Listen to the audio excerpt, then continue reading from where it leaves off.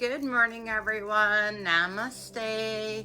We are going to be reading out of my Law of Attraction book, Secrets to Manifesting More of What You Want and Less of What You Don't Want.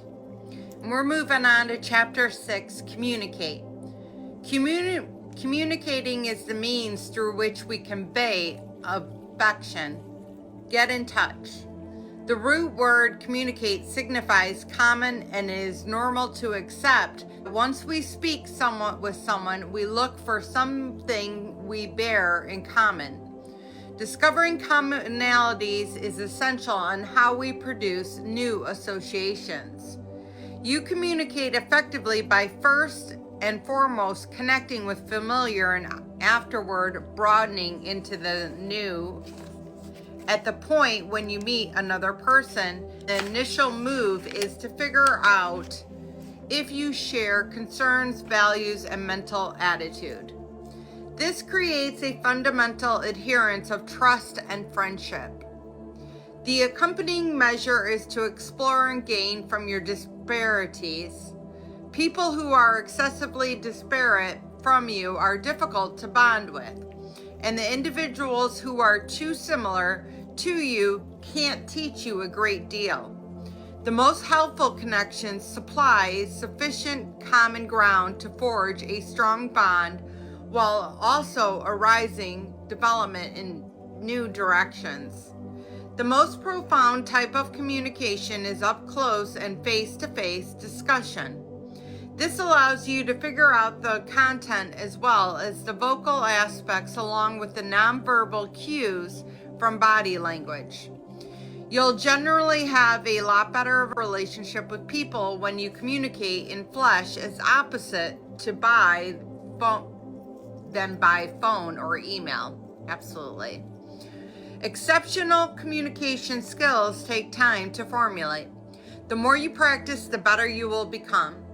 While your specific strategies might learn, like grinning, sustaining an open stance, and attaining eye contact, remember the primary motivation behind conveying is to deliver a connection with the person. When you've specific plan as a primary agenda in mind, like a persuasion, training, or entertainment, your initial move is to establish a bond. Phenomenal public speakers, teachers, and performers try to break the ice and connect with their audience first of all. Only after this has been achieved do they go on to their content and their material. True communication calls for mutual understanding, established in affection and faith.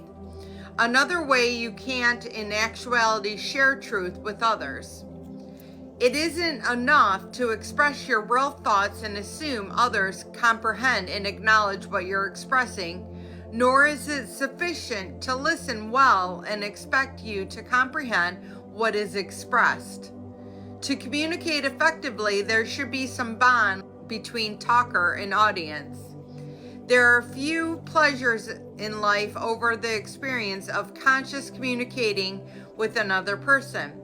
No self-importance game, misleading fronts, or manipulative moves are used. The two individuals just wish to connect with each other to learn and develop. At the point when you've gone through such uncovered consciousness, communicating with another human is hard to go without anything less. Well, absolutely. I would say that it's important mainly when communicating with people is to, the first and foremost thing is to make sure, especially if you're going to have some sort of serious communication between you and someone else, is to sit down. When you're standing up and you approach somebody, first of all, they're not ready for it. They could be caught off guard. They're not listening what you're saying. They're shocked. When you ask somebody to sit down, it kind of sets the stage and the tone for what is going to occur. When you're communicating on stage, something that I learned in a communication class in college is to put your hands together like this. It's mending your right and your left brain. It also allows you to be able to squeeze your hands and nobody will notice that you're actually squeezing your hands if you get nervous at all in any way. but it is also a calming effect, mending that right and left brain together. But also just understanding that when making new friends, that vibrationally, it matters most to where you are at. If you are on 2 levels of vibration, same thing if you're in a relationship or friendship with another person, if you are in 2 wavelengths of vibration, you are never going to be seeing eye to eye. So ensuring that you are trying to spend your time with people that are vibrationally a link and a match. Doesn't mean that you have to completely forego everyone, but maybe just limit, especially if you feel drained after those communication sessions with those people.